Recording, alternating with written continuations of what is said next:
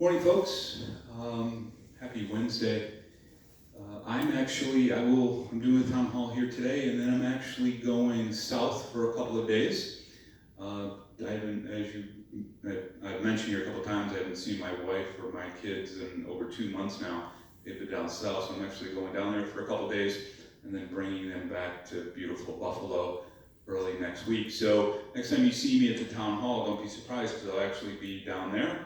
I'm going to do the town hall, and we'll post it online. So I want to introduce, we have a special guest star for the beginning of today's town hall. I want to introduce, this is Lucy Rosenau.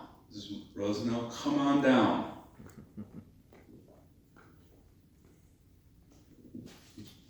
This morning I'm a guest, but not a star. I'm here to talk a little bit about the Employee Relief Fund, how it started, how it came to be, and there was no pressure. A resident came to the resident council and wanted to know how we could show our appreciation to the employees who came to work every single day during the pandemic. Not only the people in Oxford who were locked down and they sort of became their family there because family members were denied, as you know, and also on the independent side, the dishwashers, the cooks, the servers, the maintenance people, the support staff, the housekeepers. I could go on and on and on. And there really was no other way to reward them individually because they're not allowed to take gratuities. So the residents suggested to us that we do an employee relief fund for our own heroes here at Canterbury Woods. And that is how it came to be. It was a resident suggested, and resident council is carrying it out. There's no pressure. There are suggestions on what we thought might be a reasonable gift. You do not have to give that amount. You don't even have to give.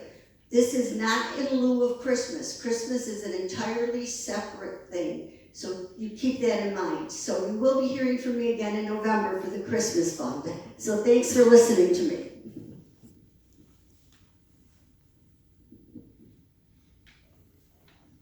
That was a social distance handoff. I want to thank Mrs. Rosenau, of course. She is such an unbelievable cheerleader for the staff here, as our residents are as a whole, and the generosity that our residents show towards our staff on an annual basis is it's beyond words, and for the residents to take this up as a separate cause is truly remarkable. So, on behalf of the staff members, I can't thank the residents enough for that, and we never will be able to. So a few things for me. First and foremost, I know people like to hear this, so I'll say it as of today. We don't have any cases of the virus at either of our campuses, so that continues to be a nice milestone. But I will preface to say, as you heard me say before, it's not if, it's when, and the protocols that we've been putting into place hopefully will contain that should it happen. A few things today. So the Department of Health is actually on site or on their way here. In skilled nursing, nurses from the New York State Department of Health are going to be testing every single one of our skilled nursing residents today. This is something that's happening throughout the state, so we're no different than any other nursing home. And it's part of this ongoing protocol, the newer protocol that the Department of Health is doing, where they will come in on an ongoing basis and just test all the residents. So that's happening today. As you know, as we've been talking about, our staff members have been tested. That started last week, specifically those involved in the health center. Full-time staff members have to get tested twice a week and part-time once a week. So that'll be ongoing for several weeks. And, testing is positive, and we'll continue to work through that process. I can tell you that the Performing Arts Center, the Andy Anselmo Performing Arts Center, which we originally had set to start April 1st, we postponed it for obvious reasons. That's going to continue to be postponed. So we officially 3 more months, and then we'll just see what happens. Obviously, there's a lot of moving parts there, and there's a lot of things that we're going to be concentrating on for the next several months. And we just didn't feel, myself and the board of directors, that that is a prudent project to begin at this point in time. It's certainly a project that we all believe in. I believe in it with all my heart, and it's something that will happen here at Canterbury Woods. We just feel like this is not the time for a variety of reasons. I've gotten a lot of questions about the scheduled voting primary that's scheduled for June 23rd, right in this room at Coventry Hall here. I can tell you that that will not happen here. There will still be a primary in this area. I don't know where it's going to be, but because of this campus here in Williamsville being locked down, I don't foresee it. It's definitely not going to be open to that level at the end of June. So we have let the Board of Elections know that the primary will not be here. I believe there's mail-in ballots available, and as soon as we know if there's another polling place, we'll certainly let you know. I have some good news. As part of Phase 2 in New York State, salons can open. Meaning we have a salon here in Williamsville, as we know. So Phase 2 tentatively is projected for next Tuesday, and that's based upon the opening phasing here in Western New York. Now, we won't have official word on that probably till the end of the week, and obviously that comes from the governor's office.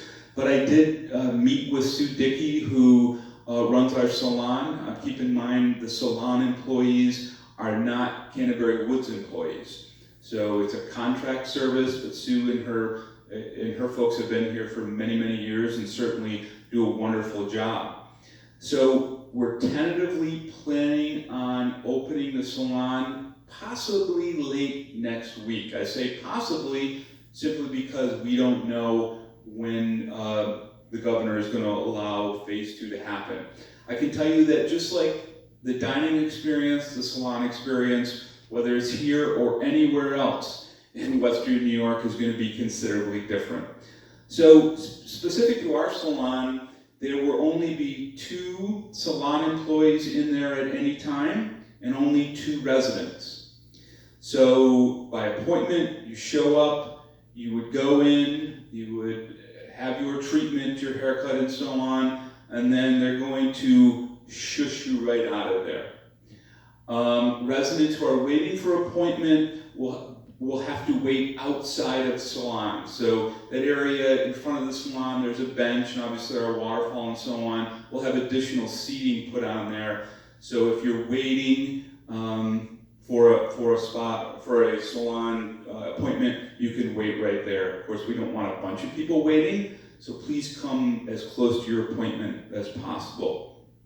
I can tell you that you're going to be required to wear a mask the entire time you're in the salon, no ifs, ands, or buts. Even when you're getting your hair washed, you're going to have a mask on. The salon employees will have a mask, and they will have a face shield on for double protection. That's pretty much going to be the standard in New York State as you go around, and any of you that go to outside salons or barbershops, etc., they will have masks on, they will have face shields on, some may even have gowns on. So expect to see that. Also, they'll be wiping down, disinfecting. There's a protocol for that Sue has set up, and so you'll see that happening as well. I can tell you that at this point, don't call for an appointment because we don't know for sure. I know that Sue tells me that some folks have inquired with her about appointments. If you are one of those folks, she will reach out to you directly about scheduling appointments.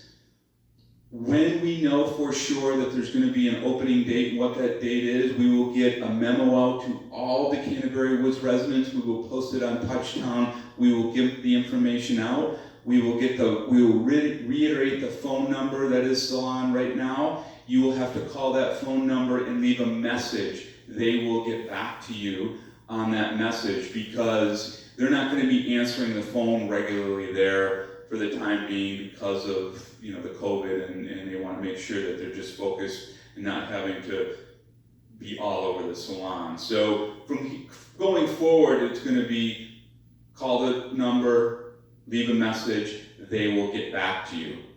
But don't call yet. Wait until we tell you the date to call.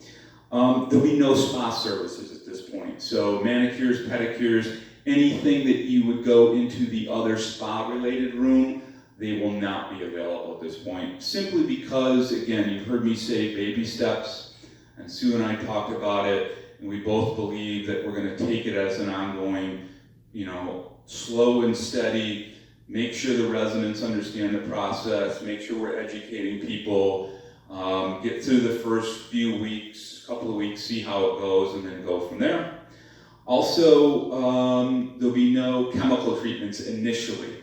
So no coloring, things such as that. She's just going to be doing haircuts, at least for the first couple of weeks. And then, again, we'll see how things go, and she will progress from there.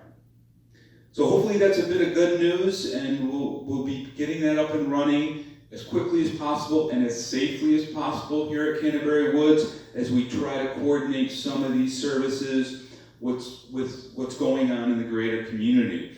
I mean, the reality is, if we didn't open up the salon here kind of in conjunction with what's going on in the greater community, I know our residents, because they're opening other places, would go out for those services outside of Canterbury Woods. So, I mean, that is the reality as we're talking about. We certainly would rather have you stay here for those services, because we think that we can provide a safer environment with some of the things that we're doing here at Canterbury Woods. So that's kind of our methodology there.